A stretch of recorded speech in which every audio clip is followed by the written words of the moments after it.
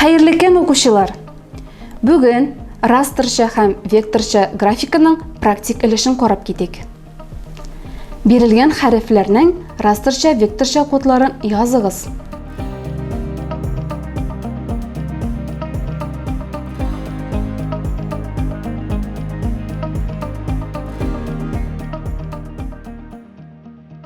Җавапларыгызны тикшерегез.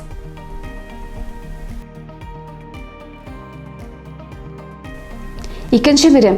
Таблицаны тутырыгыз.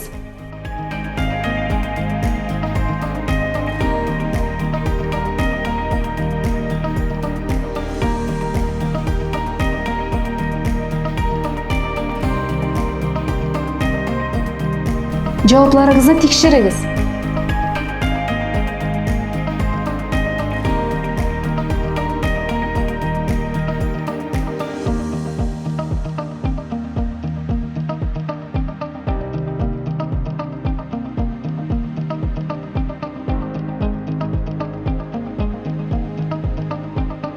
Шуның белән укучылар дәресебез тәмам. Киләсе очрашларга кадәр сау булыгыз.